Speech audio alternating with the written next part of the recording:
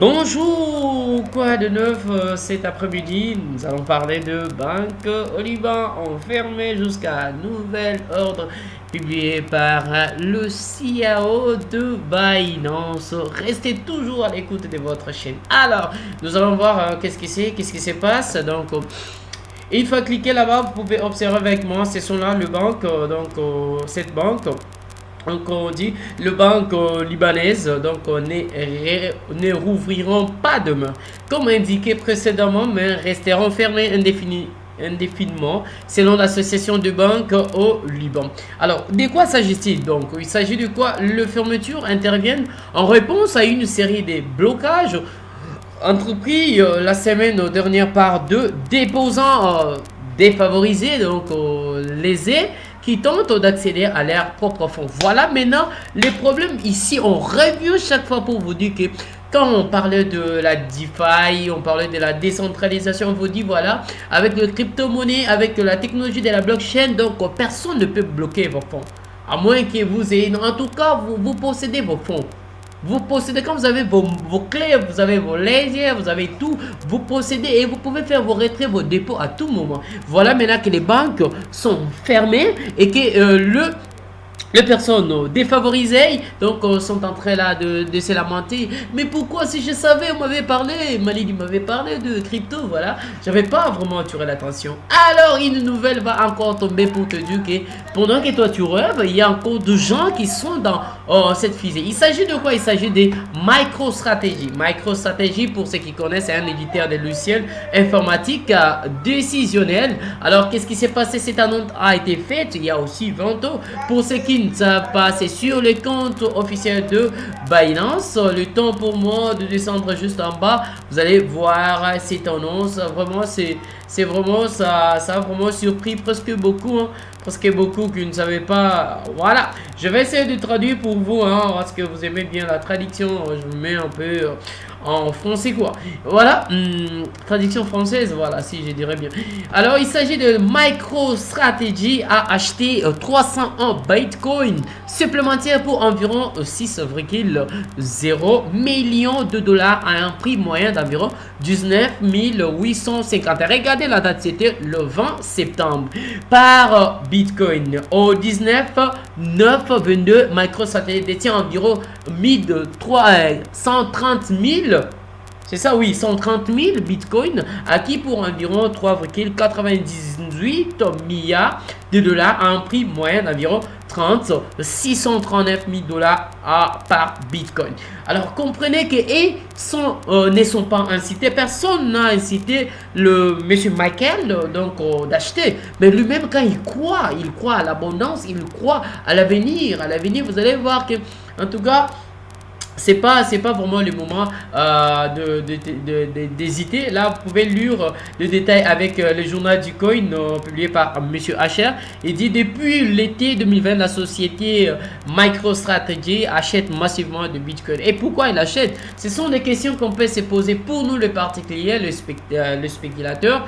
On peut se poser cette question de savoir mais pourquoi cette grande structure d'entreprise, d'éditeur, de logiciels, mais comment ils commencent à acheter des bitcoins? Donc c'est peut-être le moment d'en acheter. Je ne conseille personne d'aller acheter le bitcoin. Alors quoi de neuf sur le taux d'intérêt de la Fed? Alors hier c'était vraiment presque attendu par tout le monde. C'était à 19h que cela a été publié, mais il s'agit de votre fuseau horaire, hein.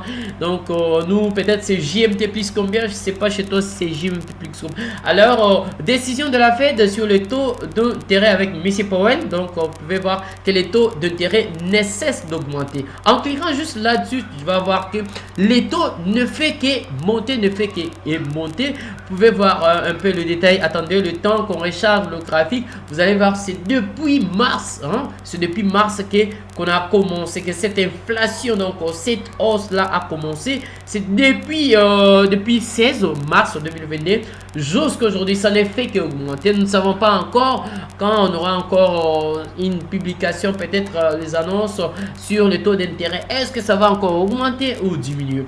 Allons jeter un coup d'œil sur le graphique de dollar américain. C'est des plusieurs que j'ai anticipé le marché. J'étais ici à la cassure de ces BOS. Donc j'ai anticipé le mouvement parce que je savais que même si le marché va retourner, je ne serai pas atteint parce que je risquais 0,59% de mon capital pour gagner un ratio de 2,99.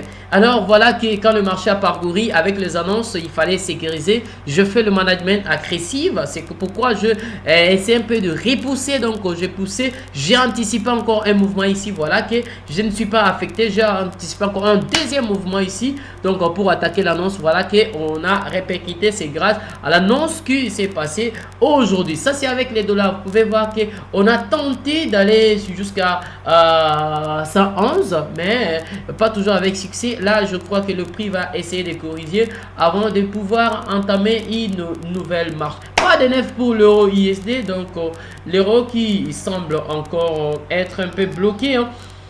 L'euro ETI, voilà, je crois, l'euro USD, voilà, donc c'est depuis aussi le même mouvement, donc le marché nous fait que c'est ça. Et c'est quoi pour le Bitcoin? Pour le Bitcoin, qu'est-ce qu'on peut dire de cryptocurrency? Donc on peut voir que le Bitcoin vient de regagner, donc là. Hier j'avais parlé sur le 16, donc le 12 074, donc une annonce que j'avais publiée, voilà.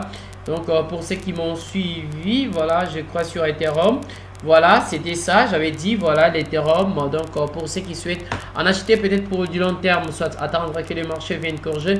Mais comme j'avais l'impression, moi hier, j'ai anticipé le mouvement à partir d'ici. On peut voir le résultat. Est-ce que quand même on a pu empocher quelque chose?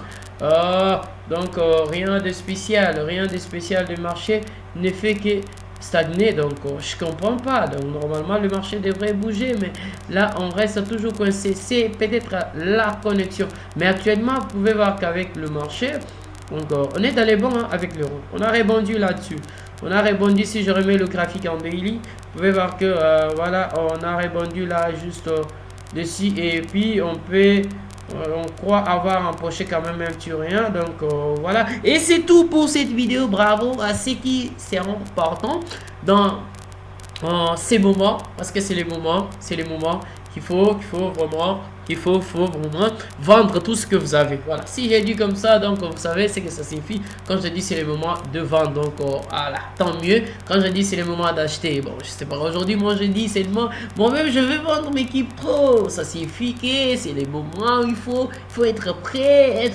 pour affronter vraiment cette la fusée. Donc à tout de suite, je vous prie de passer une excellente soirée. À tout de suite.